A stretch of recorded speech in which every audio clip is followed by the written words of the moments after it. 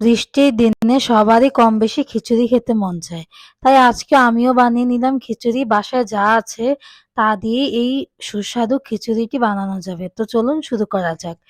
এর জন্য আমি একটি কড়াইতে কিছু পরিমাণ তেল গরম করে তাতে পেঁয়াজ এবং কাঁচামরিচ দিয়ে দিব। তারপর দিয়ে দিচ্ছি আদা বাটা, রসুন বাটা, পরিমাণ মতো লবণ, তারপর দিয়ে দিচ্ছি হলুদের গুঁড়া, শুকনা মরিচের গুঁড়া দিয়ে ভালো করে একটু কষিয়ে নেব।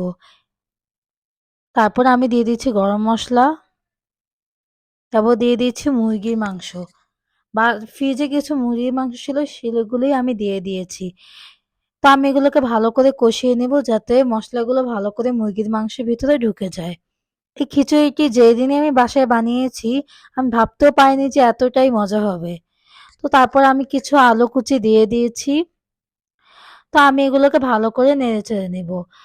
তারপর এই খিচুড়িটি বাসায় সবার খুব পছন্দ হয়েছে এবং সবাই বারবার বানিয়ে বানিয়ে দিতে বলেছে। তারপর আমি এখানে চাল, মশারির ডাল এবং দেশি মুগ ডাল দিয়ে দিয়েছি।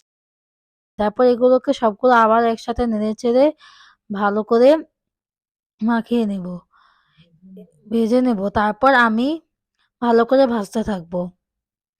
তো খিচুড়িটি ভাজা হয়ে গেলে আমি এতে পরিমাণ মতো পানি দিয়ে দিব।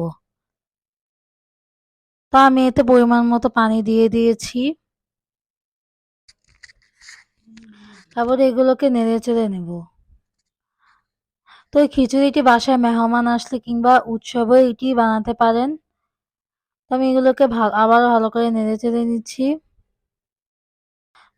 তারপর আমি এটিকে ঢাকনা দিয়ে দমে রাখবো। তারপর ঢাকনা উঠানোর পর আমি এতে কিছু পরিমাণ কাঁচামরিচ এবং সরিষার তেল দিয়ে দিব। তারপর এটিকে আবারও একটু নেড়েচেড়ে নিব। এই খিচুড়িতে সরিষার তেলটি দিলে খিচুড়ির স্বাদ কিন্তু আরো বহুগুণ বেড়ে যায়।